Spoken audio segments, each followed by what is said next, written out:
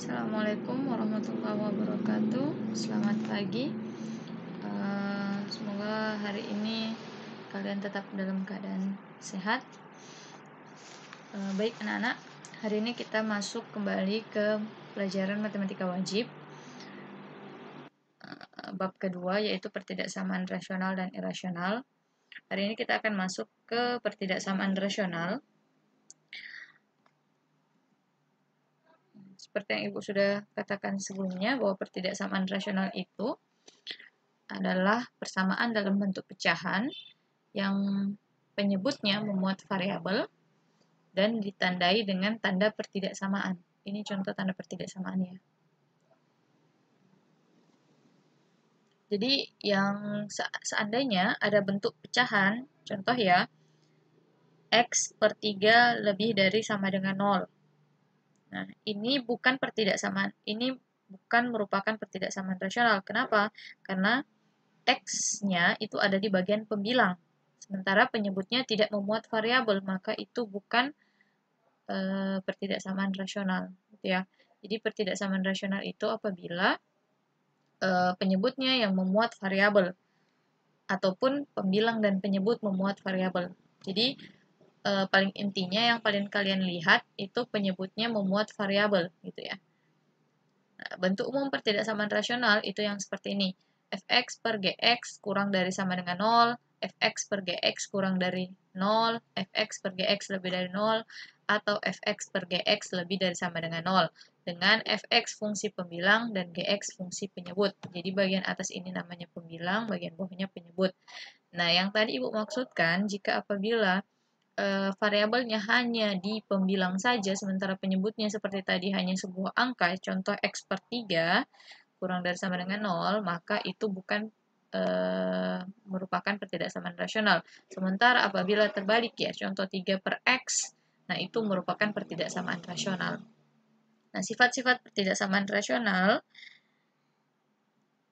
nah ini.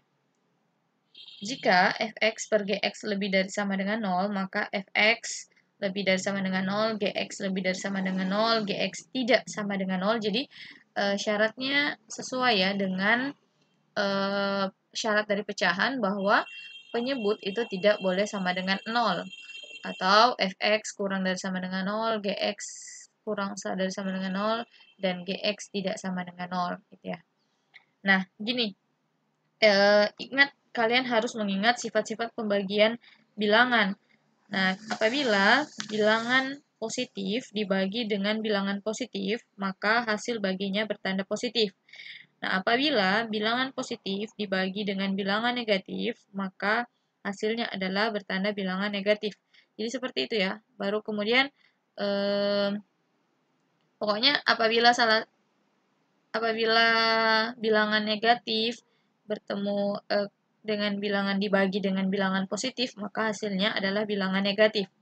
Tetapi apabila bilangan negatif dibagi dengan bilangan negatif, maka hasilnya bilangan positif.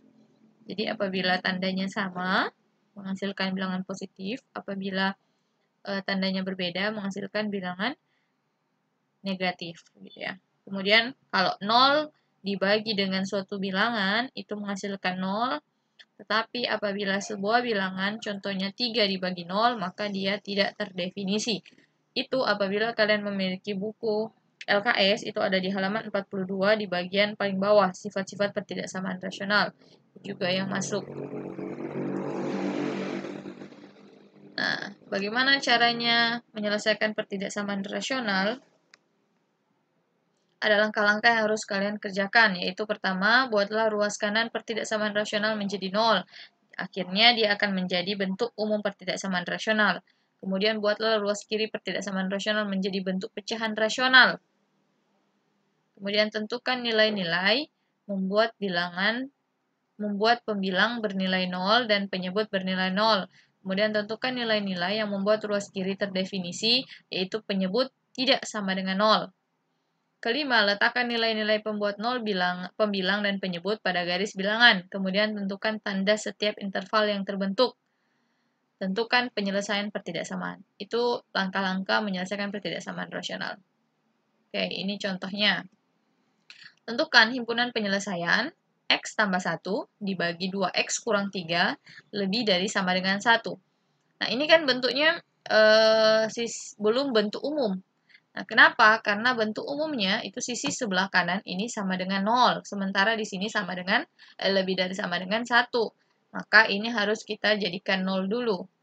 Nah, bagaimana cara menyelesaikannya? Nah, ini dia. Nah, 1 ini ditambahkan dengan lawannya, yaitu negatif 1. Maka di sisi sini juga ditambah dengan lawannya, yaitu negatif 1. Nah, karena ini berbentuk pecahan, yang sisi ini bentuk pecahan, maka 1 ini harus kita samakan penyebut dengan pecahan yang sebelah ini. Maka,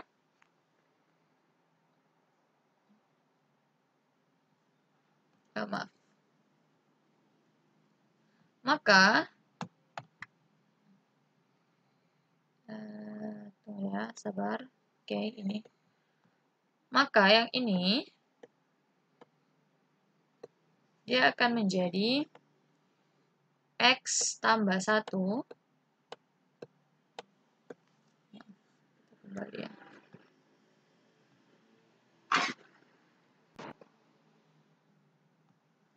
Oke. Maka ini akan menjadi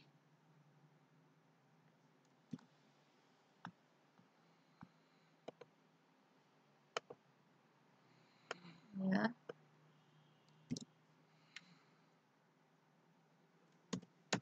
X tambah 1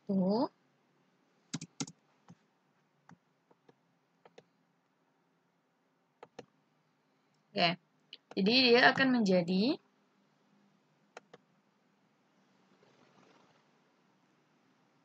ya, X tambah 1 dibagi 2X kurang 3 dikurang 2X kurang 3 dibagi 2X kurang 3. Jadi 1 ini kan 2X kurang 3 dibagi 2X kurang 3 adalah 1. Maka 1 ini dirubah menjadi bentuk ini. Tetapi dia tidak merubah nilai. Kenapa Ibu pilih 2X kurang 3 dibagi 2X kurang 3? Karena ini penyebutnya 2X kurang 3. Karena kita harus menyamakan penyebut ketika mengurangkan. Gitu ya.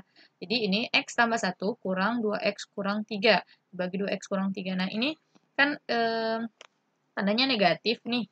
Baru dikalikan dengan bilangan yang di dalam ini. Jadi negatif ini dikalikan ke dalam sini. Jadi ini nantinya jadinya X kurang 2X ditambah 1. Ini kan bilangan negatif dikali bilangan negatif jadi positif. Jadi ditambah 3 gitu. Dibagi 2X kurang 3. Kemudian X kurang 2X itu menghasilkan negatif X.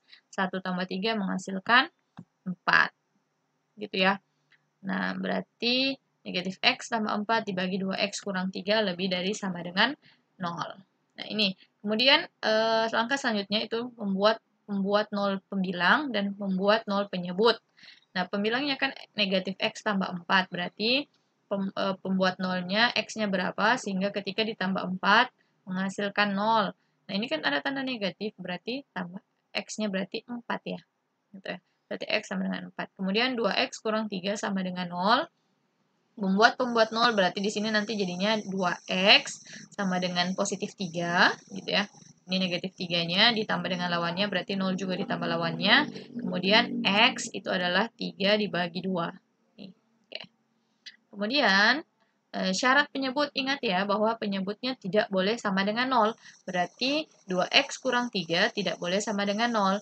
Nah, berarti X-nya tidak boleh sama dengan 3/2. Kalau tadi kan tandanya sama dengan, itu karena pembuat 0 penyebut. Itu buat kita mencari titik di garis bilangan. Nah, syarat ini yang harus dipenuhi adalah penyebutnya tidak boleh 0. Karena kalau penyebutnya 0, jawabannya tidak terdefinisi. Gitu. Maka nanti pada garis bilangan, 3/2 ini akan mendapatkan bulat terbuka. Gitu. Nanti Ibu tunjukkan di gambar garis bilangannya. Bulat terbuka karena 3/2 tidak masuk dalam penyelesaian. Tetapi 4 ini masuk ke dalam penyelesaian. Kenapa? Karena ini tandanya pakai sama dengan. Berarti ini akan merupakan masuk dalam penyelesaian. Oke ya. Nah ini, sekarang kita ambil titik ujinya dulu ya. Titik uji berarti tadi kan dia ada di negatif X tambah 4 sama 2X kurang 3. Nah titiknya itu kan nanti 3/2. Jadi nanti ada, baik ini ya. Jadi nanti titiknya ada 3/2, kemudian ada titik 4 ini. Nah, itu yang Ibu maksud tadi, ini 3/2 tidak masuk dalam penyelesaian ini, dia masuk dalam interval terbuka. Jadi 3/2 ini tidak masuk dalam penyelesaian, tetapi dia menjadi batas untuk membagi garis bilangan ini menjadi 3 interval gitu. Karena dia merupakan hasil dari pembuat nol penyebut tadi. Nah, kemudian 4 ini masuk dalam hitungan penyelesaian karena tanda awalnya itu memang kan lebih dari sama dengan. Harusnya ini juga sebenarnya interval tertutup, tapi karena dia terkendala dengan syarat penyebut, dia tidak boleh sama dengan 0, berarti X-nya tidak boleh sama dengan 3/2, maka ini masuk dalam interval terbuka. Gitu. Nah, tadi kan berarti ini menjadi 3 interval ya. Berarti ini kurang dari 3/2, X kurang dari 3/2, kemudian X lebih dari 3/2 kurang dari 4, kemudian ada X lebih dari 4. Berarti kita mengambil titik-titik ujinya masing-masing. 3/2 ini kan berarti 1/2, berarti 1,5 ya. 1,5 berarti kita bisa ngambil 0 untuk titik uji yang pertama, kemudian yang di sini kita bisa ambil titik 2, kemudian di sini kita bisa ambil 4 ataupun 5 dan seterusnya. Karena 4 masuk dalam penyelesaian, maka 4 bisa dipergunakan. Sementara ini 3/2 tidak boleh, karena 3/2 bukan merupakan penyelesaian. Nah, kemudian kita buat tabel seperti yang di pertidaksamaan polinomial. Kita masukkan titik uji. Jadi, ini negatif X tambah 4 ini adalah pembilang, 2X kurang 3 ini adalah penyebut, yang tadi yang sudah kita selesaikan pertama. Nah, titik uji tadi kan Ibu sudah ambil adalah 0, 2, dan 5. Kemudian 0 disubstitusi, di X ini digantikan 0, berarti negatif 0 tambah 4, hasilnya positif 4, berarti positif. 2 dikali 0, 0, dikurang 3, berarti hasilnya menghasilkan negatif. Tadi kan Ibu sudah bilang, apabila bilangan positif dibagi bilangan negatif, maka hasilnya adalah bilangan negatif gitu ya. Berarti di interval pertama kita mendapatkan nilai negatif. Kemudian Ibu substitusi 2, negatif 2 tambah 4 menghasilkan nilai positif 2, 2 dikali 2, 4, 4 kurang 3 menghasilkan positif 1, berarti bilangan positif dibagi bilangan positif menghasilkan bilangan positif pula. Kemudian 5, negatif 5 ditambah 4 didapatkan negatif bilangan negatif 1. 2 dikali 5, 10 kurang 3 menghasilkan bilangan positif 7. Maka bilangan negatif dibagi bilangan positif menghasilkan bilangan negatif. Nah, ini garis bilangan yang tadi, dia jadi seperti ini ketika kita sudah memasukkan tandanya. Kemudian kan tadi tanda penghubung untuk tanda pertidaksamaannya adalah lebih dari. Kan sudah diketahui dari pertidaksamaan kuadrat, pertidaksamaan polinomial, bahwa ketika tandanya lebih dari atau lebih dari sama dengan, maka yang bertanda positif lah yang menjadi penyelesaian. Ya, berarti penyelesaiannya adalah X lebih dari 3/2 kurang dari sama dengan 4. Ini tandanya beda. Kenapa? Karena ini interval terbuka, jadi tandanya tidak pakai sama dengan. Ini interval tertutup pakai tanda sama dengan. Menyatakan bahwa 4 masuk dalam penyelesaian, 3/2 tidak. Ini sebagai pembatas. Jadi, himpunan penyelesaiannya dari X tambah 1 bagi 2X kurang 3 lebih dari sama dengan 1 adalah X sedemikian hingga X lebih dari 3/2 kurang dari sama dengan 4. X anggota bilangan real. Gitu ya. Nah, ini tugas kalian hari ini, tugas halaman 50 nomor 4 dan 5. Jika ada kesulitan dalam materi yang Ibu berikan atau ada yang belum dipahami, silahkan bertanya. Kalaupun ingin minta Zoom sama Ibu-Ibu, Zoom dulu dan Ibu, saya tidak paham, silahkan, dipersilahkan. Kemudian, soalnya dikumpulkan di classroom seperti biasa. Pelajari dulu materinya baik-baik dan silahkan mengerjakan soalnya. Oh iya, tadi apabila bentuknya sudah bentuk umum langsung dikerjakan ya, tidak perlu lagi mengerjakan ada bagian yang tidak perlu dikerjakan gitu ya. Nah, terima kasih karena telah mengikuti pembelajaran hari ini dengan baik. Semoga kalian selalu sehat dan tetap semangat dalam mengikuti kelas-kelas pembelajaran yang lain. Assalamualaikum warahmatullahi wabarakatuh. Selamat pagi.